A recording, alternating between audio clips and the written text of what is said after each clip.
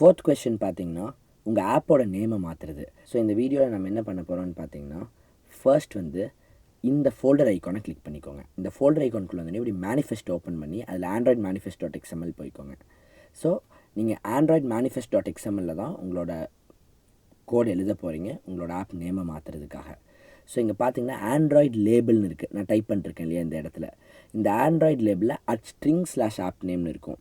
இந்த @stringங்கிறது இன்னொரு file location. அதை பற்றி வேற ஒரு நாள் நான் உங்களுக்கு சொல்லித்தரேன். இன்ட்ரெஸ்ட் இருக்கிற ஸ்டூடெண்ட்ஸ் என்னை டைரெக்டாக வந்து பார்த்து கேளுங்க. அவங்களுக்கு இந்த மினிட்டே நான் உங்களுக்கு சொல்லிக் கொடுப்பேன். அதர்ஸ் ஆர் நீங்களும் ஆண்ட்ராய்ட் லேபிளில் போய் நீங்கள் வந்து டைரெக்டாக உங்களோட ஆப்போட நேமை டபுள் கோட்டில் கொடுத்துட்டு ஆக்டிவிட்டிக்குள்ளேயும் ஆண்ட்ராய்ட் லேபிள்னு இருக்கும், அங்கேயும் போயிட்டு உங்களோட ஆப்புக்கு உங்களுக்கு என்ன புது பேர் வேணுமோ அந்த நேமை கொடுத்துட்டிங்கன்னா, இப்போ நான் கொடுத்த மாதிரியே அவ்வளோதான் உங்களோட ஆப் நேம் மாறிடும். ஸோ இதில் பண்ணியிருக்கிறத பண்ணிங்கன்னா போதும். It's not even like 1 minute work உங்களோட ஆப் நேமை நீங்கள் மாற்றணும்னு நினச்சிங்கன்னா. But I will tell you again, ஸ்ட்ரிங்ஸில் போய் நீங்கள் மாற்றுறது இன்னொரு சூப்பர்பான ஷார்ட்கட்.